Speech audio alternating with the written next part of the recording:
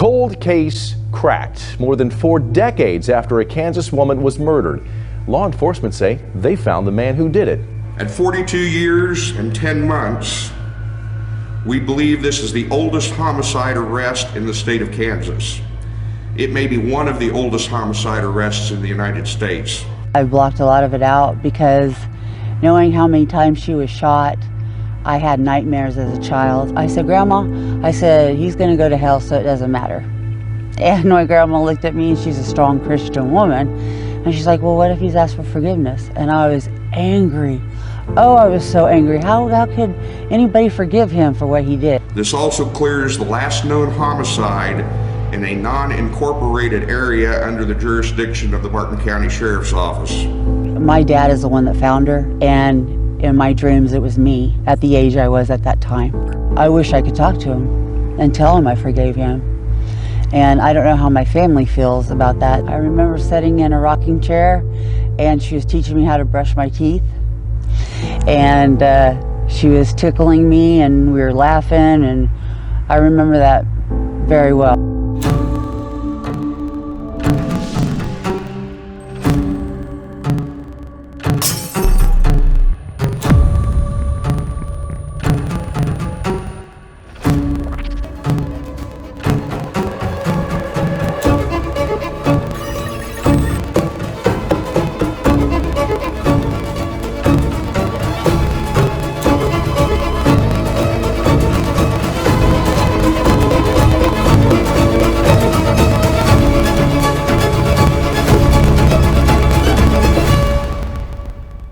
Welcome back to Ferocity TV.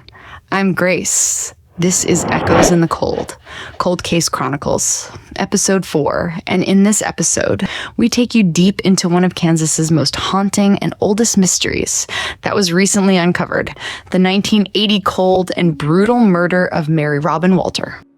Mary Robin Walter was only 23, a devoted wife, loving mother, and a promising nursing student at Barton County Community College in Great Bend, Kansas. Her daughter's recollections of precious moments together remain forever sealed in memory. I remember sitting in a rocking chair, and she was teaching me how to brush my teeth. And she was tickling me, and we were laughing, and I remember that very well. It's one of only a few memories Pamela Cooper has of her mother, Mary Robin Walter. Walter was killed when Cooper was just 5 years old. On the evening of January 24th, 1980, tragedy struck. Around 6:50 p.m., Mary Robin Walter's husband returned home at the trailer park to find his wife brutally shot multiple times. The crime scene, adjacent to what was once the Great Bend Municipal Airport, told a grim story. Officers later discovered a .22 caliber handgun, the murder weapon, at the scene. Yet the question of who could commit such a heinous act remained unanswered. In the chaotic aftermath, investigators quickly zeroed in on a 25-year-old man from the community. Despite interviews conducted at the time, law enforcement could not amass enough evidence to arrest or prosecute him. As Sheriff Brian G. Bellendier later explained, no conclusive evidence was discovered, and the case went cold. Several law enforcement agencies, including the Kansas Bureau of Investigation and the Great Bend Police Department, assisted the Sheriff's Office with the investigation.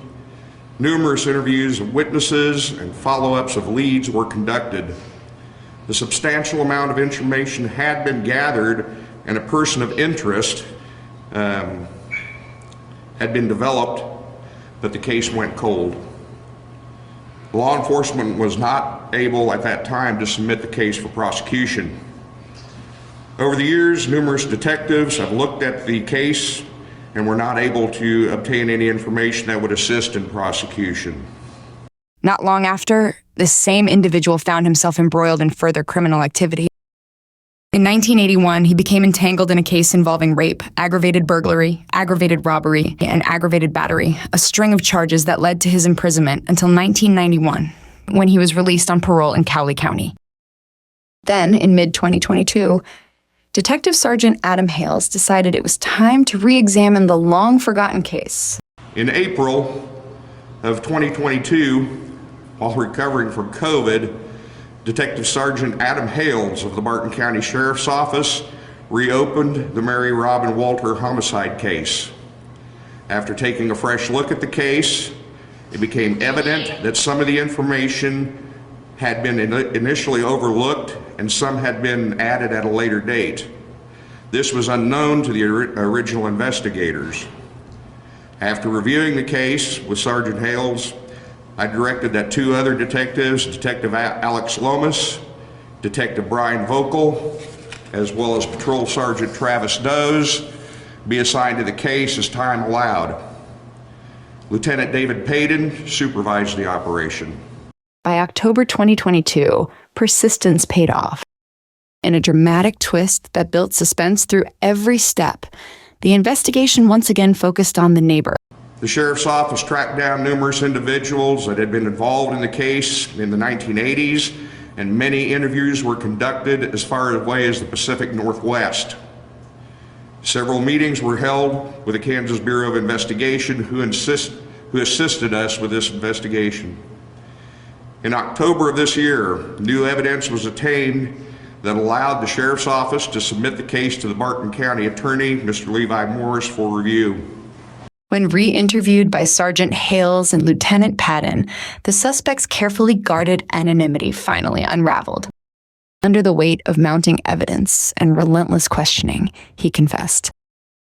In that chilling moment, his true identity was revealed. Stephen L. Hanks, then 68 years old. He claimed that on the evening in question, he was invited to Mary Robin Walter's trailer by her. According to his account, Walter, dressed only in a robe, had an encounter with him that escalated rapidly. Hanks presented a story that strains belief, claiming that during the encounter, an altercation broke out. Walter allegedly performed oral sex on him, bit him, and then pulled a gun. He insisted that in the struggle, the weapon accidentally discharged. Overcome with panic, he said he fled back to his trailer, where he claimed to have been consumed by fear and remorse, even breaking down in tears.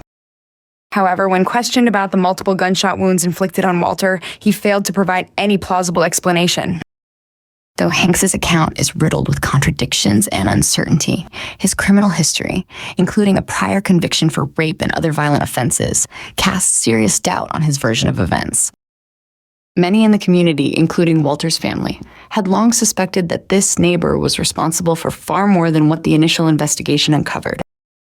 While no one can say for certain what transpired in that trailer, Hank's past suggests a chilling possibility. He may have attempted to assault Walter, prompting her to grab a gun in self-defense.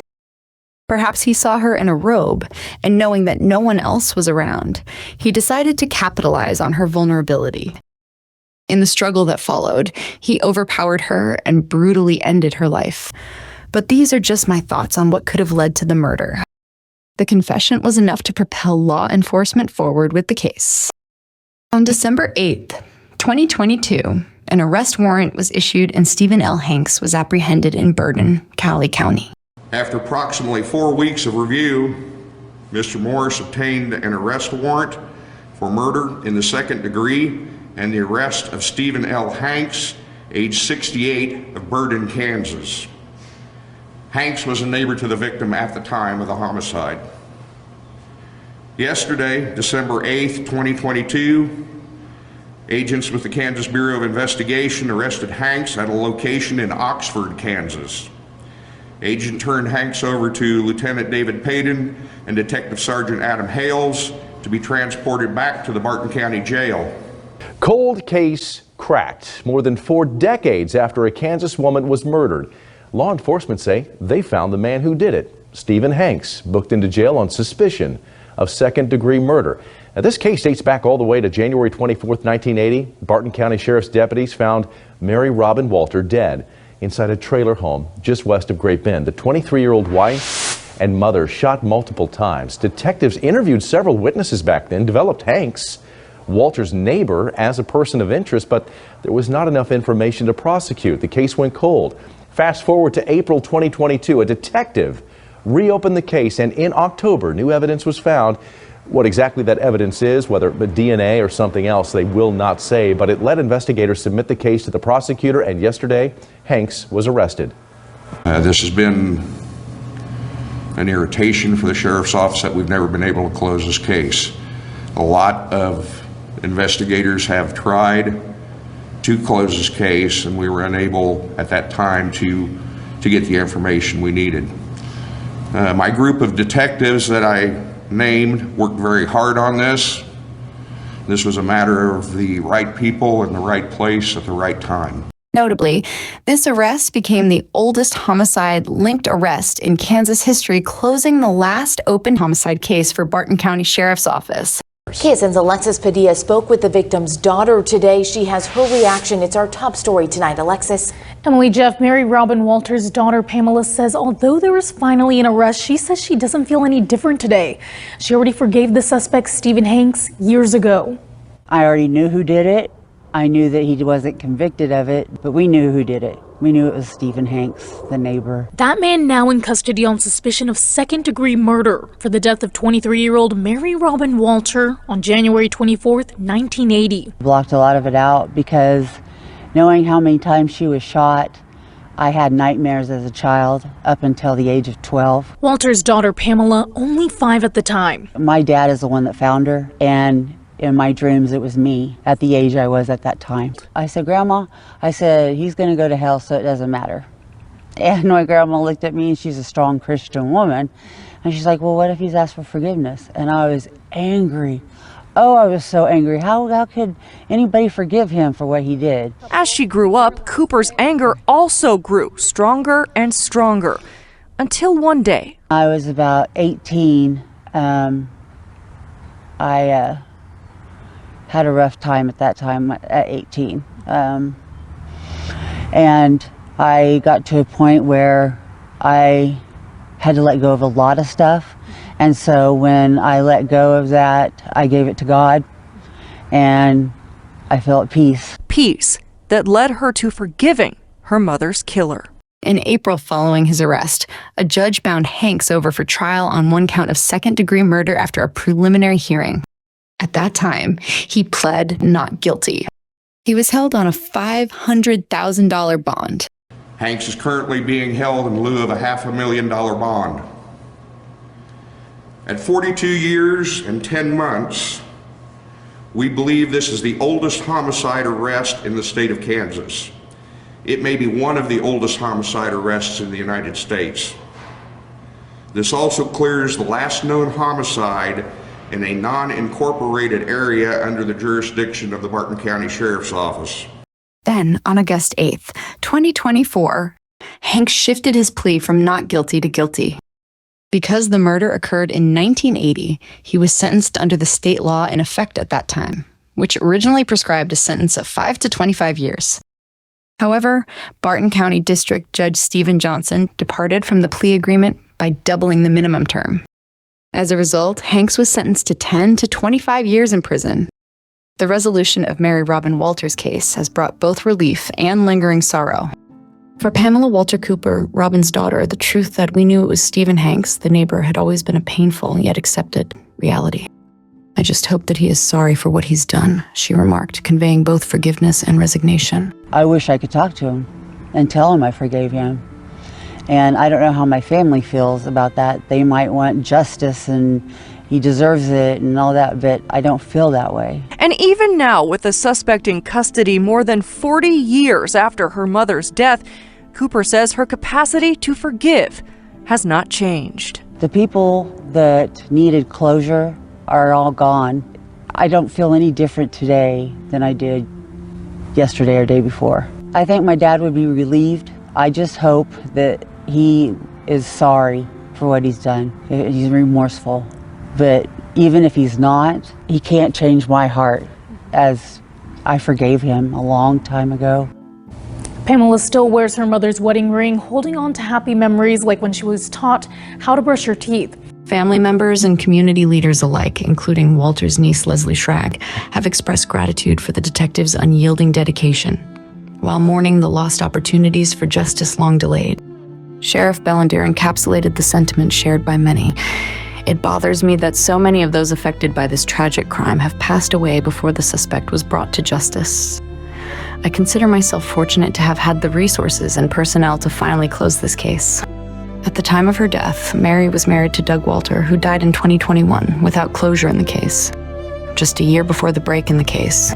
Sadly, he died aware that some people felt he was responsible for his wife's murder, even though he was innocent.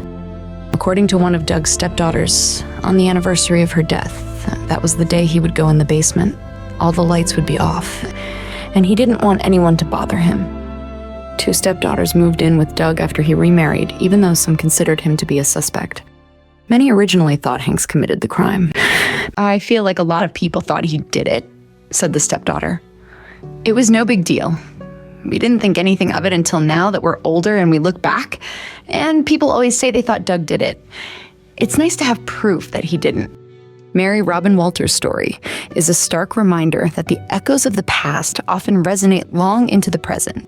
Through persistence, modern investigative techniques, and the unwavering commitment of dedicated officers, a case that had remained unsolved for 44 years finally reached its conclusion.